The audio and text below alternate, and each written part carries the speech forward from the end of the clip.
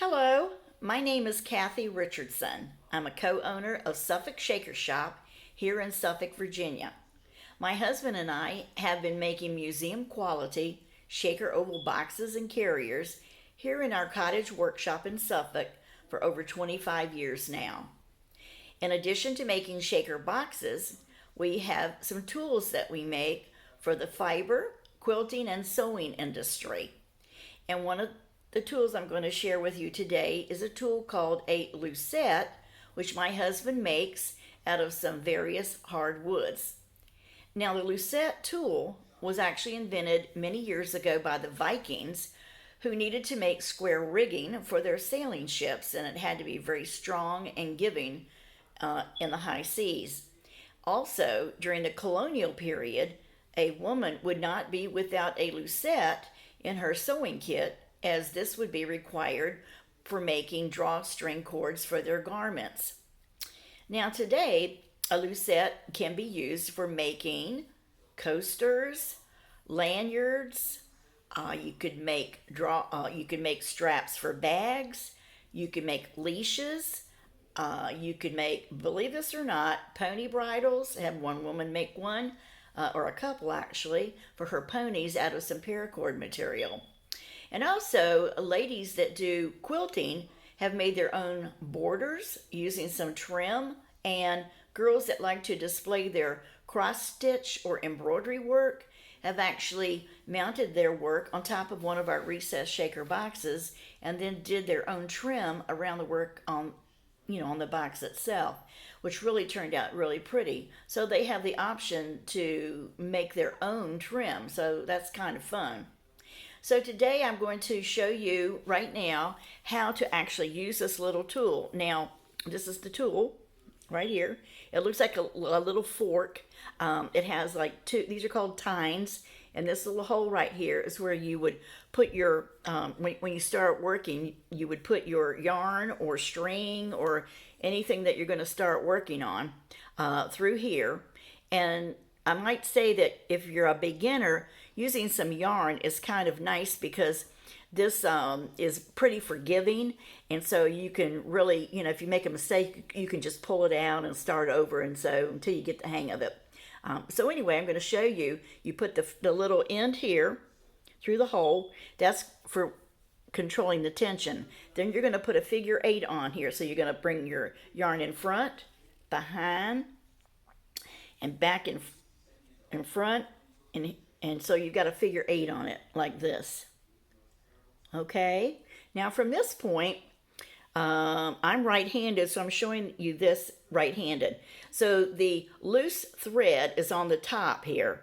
I'm using my 2 fingers here, my left fingers, just to hold that steady, because I'm going to bring this bottom loop up and over and then drop my fingers and just give it a little tug and turn the whole thing like this.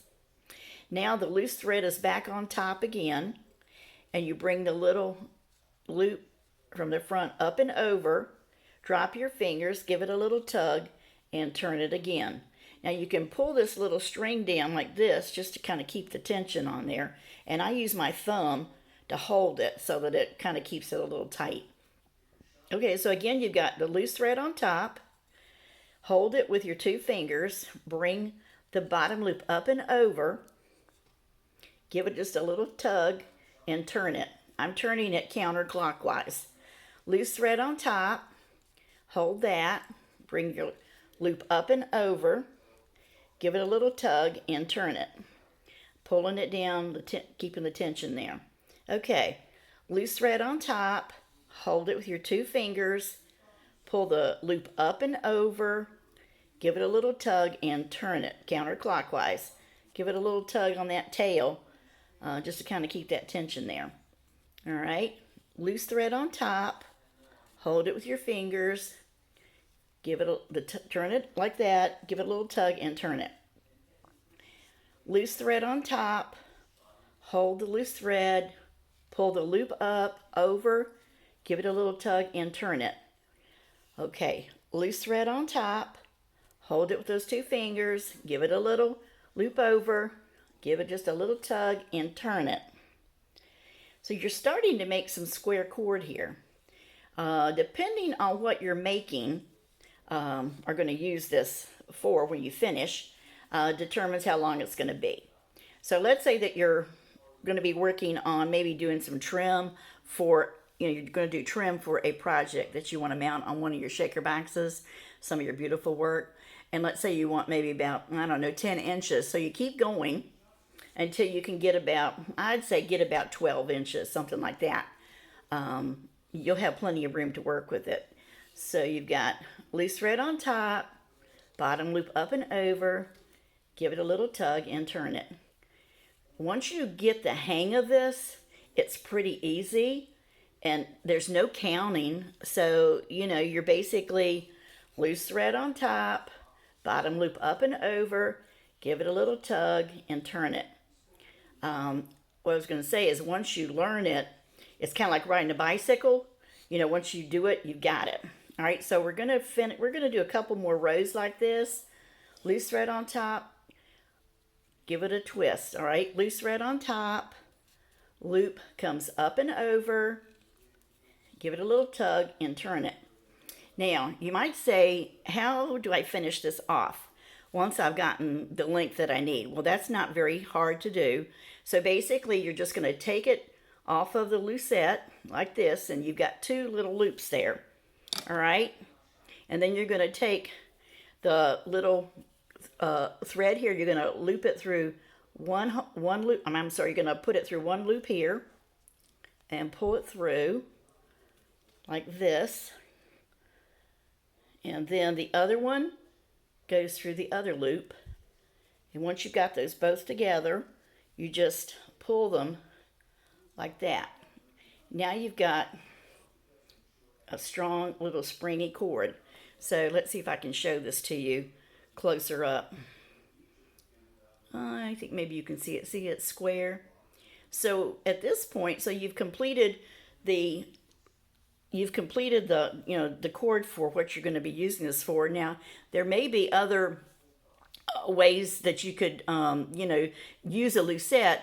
We don't have the only method, so there are other methods, but this is the one that we have used and it seems to work pretty well. So if you like this and you think, well, maybe I want to try that, and you'd like to buy one of these lucettes, well, if you check us out on our website, which is www.suffolkshakershop.com, and you go to our website and the shopping cart, and you find a lucette, and you put in, when you buy one, you put in a code lucette, L-U-C-E-T, then that will give you a $3 off of a purchase of a lucette tool. So I hope this was informative. If you have any other questions, all of our information is on our website, and please don't hesitate to contact us. Thank you so much, and hey, have good fun.